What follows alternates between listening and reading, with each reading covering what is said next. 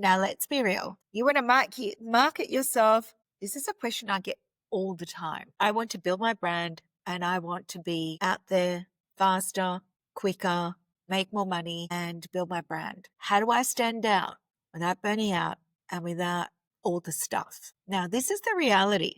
The online world is so saturated and loud. Everyone's selling something to someone. Your feed is full of ads, right? Webinars. I'm talking now and the good old interweb AI knows exactly what I'm saying. So it will put stuff in my feeds to then get you all distracted. Your feed is full of ads, webinars, coaches promising the moon and love and back. And here you are going, well, how am I going to do all that? How do I stand out without selling myself? The truth is this. You don't need to be everywhere and market to everyone. This is a fallacy. You don't need millions of followers either. Don't follow every single trend. Yay! You need to be you. You need to be unforgettable. Today, I'm going to be sharing with you how to market in a way that makes you like that person. Magnetic. So your dream clients come to you, whatever product, service, or opportunity you have. So your dream clients can't help but find you.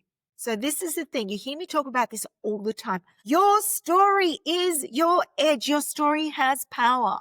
Why? Because it creates connection. It creates the feeling. Marketing isn't about just data. You know what? I'm going to challenge marketers out there. I will challenge statistics you need, analytics you need, without a doubt. You need to be able to compare.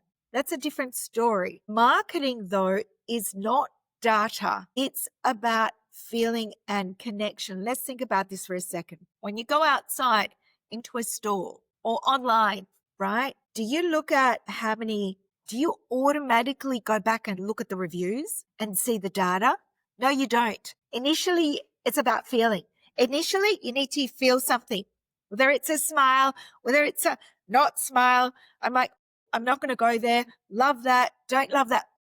That person gives me the ick, or that person makes me feel good. So therefore, I'm going to click further. So that's your separator. It will always be about the know, like, and trust factor. This is something that I talk about in my 3-step sales process all the time. It will always be about making people feel a certain way. Your story is the separator. You can bring me any single global brand that is making squillions out there, and I can guarantee you that I can have them on my podcast and they will tell me where their business started. It started from a story and a feeling, and somebody loved how they loved how they felt, and then it grew. That is marketing. And marketing is connection. That will never change. Data is the byproduct of how you feel and how many sales you made, and all the rest is part of. But marketing, essentially, you as you market yourself, it's about how you feel. It's about, how you make others feel. So what is your story? Your story is what makes you impossible to copy, because it's you. When you share your struggles, what you learned, your pivots, how you did it, your wins, others will see themselves in you. So they will gravitate. That is marketing 101, the very simple marketing. They don't want perfection. They want you to be real. Like, let's think about this for a second. When was the last time you hired someone because they were perfect? Even though I hate that word. You didn't, right? You hired them because you trusted them. No, like, and trust factor. There you go, all over again. And the trust comes from connection. Point number 2, consistency beats the algorithm. One of my mentors is the consistency queen. My God, she will out-consist everyone. She's so consistent, it's not funny. And what she does really, really well is she knows that she needs to be consistent in that thing that she does to be able to get point number 1, her story, know, like, trust factor. So many of us entrepreneurs waste chasing the next best thing. How to fix the algorithm. Who cares? Because one week it's going to be this and the other week it's going to be that. It's going to change because that's what the platforms do. It's their business. One week's going to be reels, the next going to be carousels. Sure, you can just be consistent with reels. It's still going to work. You can be consistent with getting on a video and just talking your 15-second thing. You can be consistent in your podcast. It's going to work. The algorithm will reward consistency. This is a truth bomb. It won't reward you going from one to the other because it cannot gauge what you are doing. If you show up consistently with your voice, like your message, your values, that builds recognition. It builds trust. Trust leads to what? Eventually sales. Why do I know this? Because that's the game that I've been in all my life. No lack of trust factor. You don't need to be that, you know what? I had this viral video once and it went off. Oh, yeah. And then what happened? Did you make sales? Yeah, I did. And then it's gone. How about being present so then they don't forget you when they see you? They go, oh my God, that's that person that consistently talks about menopause or something, whatever it is that you have. So use your platforms with purpose. So not all platforms are going to be equal and you don't need to be everywhere, but you need to start somewhere. And they're not all the same. So the way your message comes out should be not exactly the same because as a business, let's think about this, right? As a business, each platform needs to be a separator. So I was listening to Marie Folio. I don't remember who she was with, who she was interviewing. One of the IBM dudes, his name eludes me. He's actually not on social media. What he does consistently, has been doing it for the last 20 years, is he does a blog post. He has been so consistent at doing a blog post every single day. But what he was talking about was the platforms that he was talking about this specifically. Google. He was talking about Yahoo started off where Yahoo, they wanted you to come in and stay. So Yahoo Kids, Yahoo TV, Yahoo everything, right? And then all of a sudden, Google was born. But Google is not Yahoo. It didn't have Google TV, Google Kids, Google.